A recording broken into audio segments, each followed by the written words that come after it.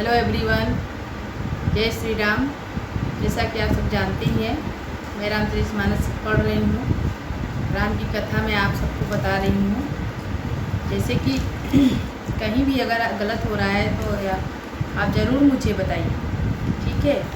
क्योंकि अभी मैं न्यू हूँ तो अभी मुझे आप लोग बताएंगे तो ज़्यादा से ज़्यादा मैं सुधार करने की कोशिश करूँगी, ठीक है? जैसा कि देखिए, मैं आगे आपको बताई थी, जैसे कि अभी तो दोहे में पढ़ रही हूँ, बाल काटने का दोहा ही अभी पढ़ रही हूँ। तो दोहा यहाँ पे 57 है। सती हृदय हनुमान किए, सब जने उसर भाग्य, किन्ह कपटु में शंभु, सन नारी सहज जड़ आज्ञा। सीता जी ने हृदय में अनुमान किया है कि सर्वज्ञ शिव जी सब जान गए। मैंने शिव जी से कपट किया। स्त्री स्वभाव से ही मूर्ख और बेसमझ होती हैं। यहाँ पे देखिए सोठा है।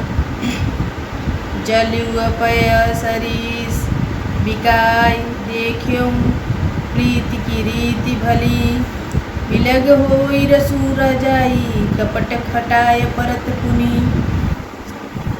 प्रीति की सुंदर रीति देखने के लिए कि जल भी दूध के साथ मिलकर दूध के समान भाव बिकता है, परंतु फिर कपट रूपी खाटे पड़ते ही पानी अलग और हो जाता है, दूध फट जाता है और स्वाद प्रेम जाता रहता है।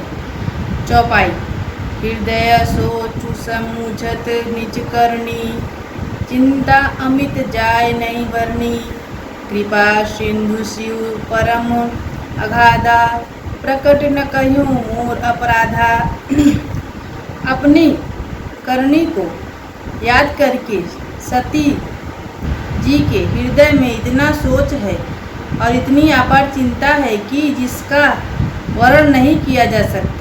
उन्होंने समझ लिया कि शिव जी कृपा के परम अथाह सागर है। इससे प्रकट में उन्होंने मेरा अपराध नहीं कहा। शंकर रूप अवलौकिक भवानी, प्रभु मोहि तजे हृदय अकुलानी, निज अगत समुझी न कछु कही जाई, तपय आवावा यू उर अधिकाई। शिव जी का रुख देखकर सती जी ने जान लिया कि स्वामी ने मेरा त्याग कर दिया और वे हृदय में व्याकुल हो उठे। अपना पाप समझकर कुछ कहते नहीं बनता, परंतु हृदय भीतर ही भीतर कुम्हार के आवे के सामान्य अत्यंत जलने लगा। सती सोचत जानी, वृष के तु कही कथा सुंदर सुखेतु, वर्णत पंथ विविध इतिहासा, विख्यानाथ पहुँचे कैलासा।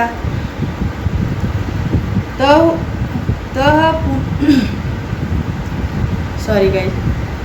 वृषकेतु शिव जी ने सती को चिंतायुक्त जानकर उन्हें सुख देने के लिए सुंदर कथाएं कही।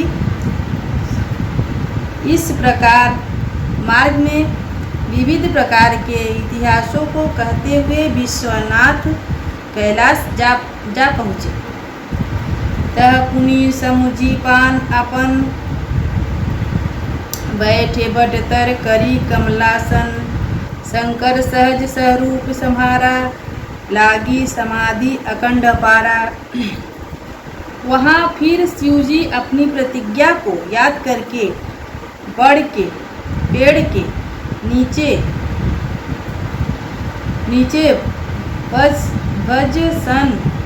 वज्रासन लगाकर बैठ गए।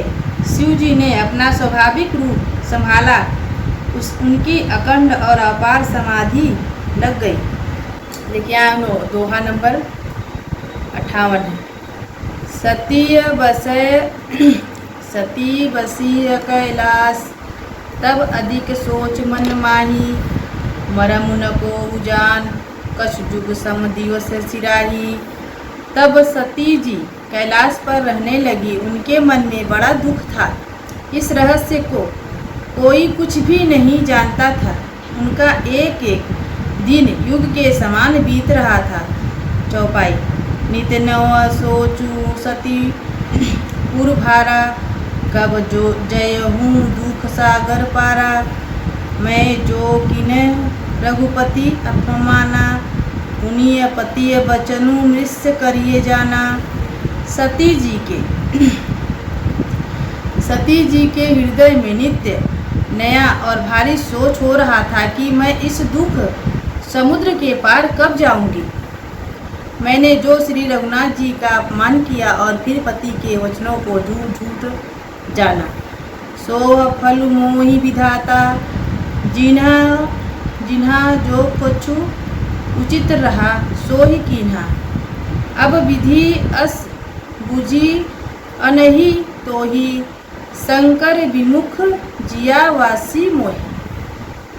उसका फल विधाता ने मुझको दिया, जो उचित था वही किया, परंतु ये हे विधाता, अब तुझे यह उचित नहीं है जो शंकर जी विमुख होने पर भी मुझे जिला रहा है। कहीं न जाए कछु हृदय गलानी, मन महु राम ही सुमिर सयानी।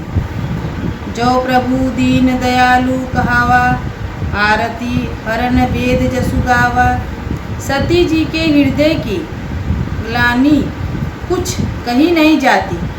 बुद्धिमती सती जी ने मन में श्री रामचंद्र जी का स्मरण किया और कहा, हे प्रभु, यदि आप दीन दयालु कहलाते हैं और वेदानों आपका यह यश गाया है कि आप दुखों को हरने वाले हैं, तो मैं विनय करूं कर जोरी, छूटहु बेग देह मोरी। जो मोरे शिव चरण स्नेहु, मन क्रम वचन सत्य व्रते हूँ। तो मैं हाथ जोड़कर विनती करती हूँ कि मेरी यह देह जल्दी छूट जाए। यदि मेरा शिव जी के चरणों में प्रेम है और मेरा यह प्रेम का व्रत मन वचन और कर्म आचार में सत्य है। यहाँ पे दोहा देखिए 48, यहाँ पे 59 है।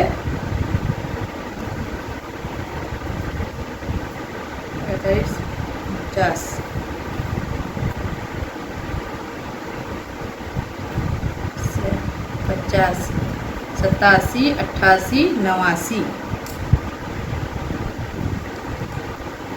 ये 89 दोहा है।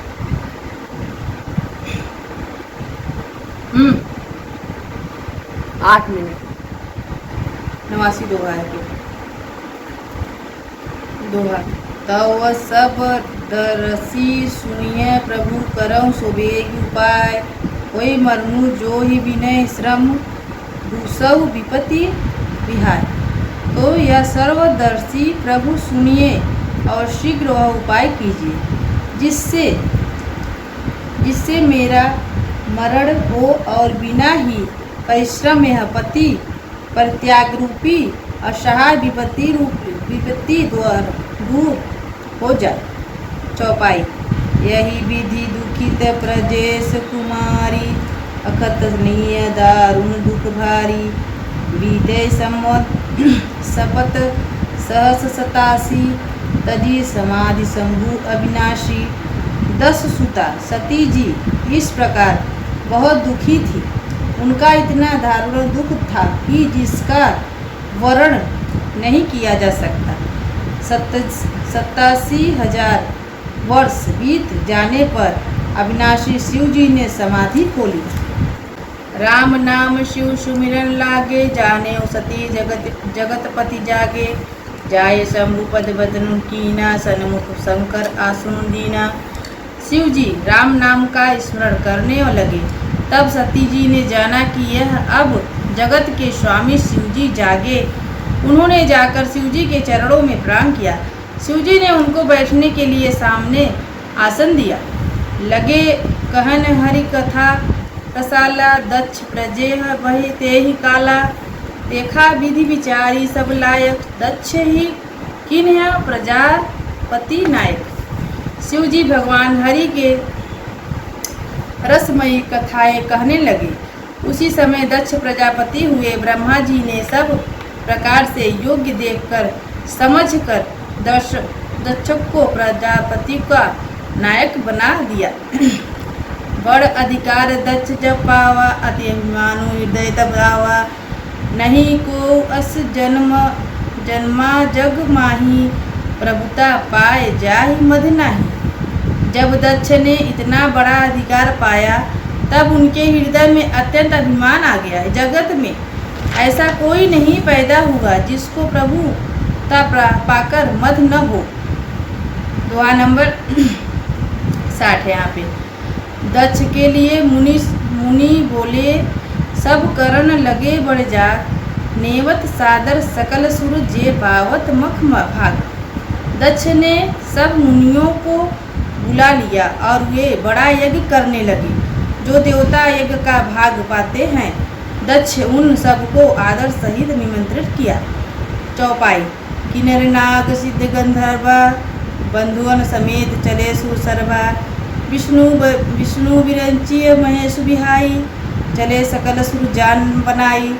दक्ष का निमंत्रण पाकर किन्नर नाग सिद्ध गंधर्व और सब देवता अपनी अपनी स्त्रियों सहित चले। विष्णु ब्रह्मा और महादेवी जी को छोड़कर सभी देवता अपना अपना विमान सजाकर चले। सती बिलो के विमान जात चले सुंदर विधि नाना। सुर सुंदरी करिय कलकाना, सुनत श्रवण छूटी मुन ध्याना। सती जी ने देखा अनेकों प्रकार सुंदर विमान आकाश में चले जा रहे हैं। देव सुंदरी मधुर गान कर रही हैं, जिन्हें सुनकर मुनियों का ध्यान छूट जाता है। पूछे तब शिव कहो बखानी, पिता जाग्ञ सुनि कछु हर्षानी। जो महेश मोहि आयुष देहि, कछु दिन जाय रहु मिसहेहि। सती जी ने विमानों में देवताओं के जानने का कारण पूछा। तब शिव जी ने सब बातें बतलाई। पिता के यज्ञ की बात सुनकर सती कुछ प्रसन्न हुई और सोचने लगी कि यदि महादेव जी मुझे आज्ञा दे तो इसी बहाने कुछ दिन पिता के घर जाकर रहूं। पति परित्याग हृदय दुख भारी, कहे न नीच अपराध विचारी। बोली सती मनोहर बनी भय संकोच प्रेम रसानी।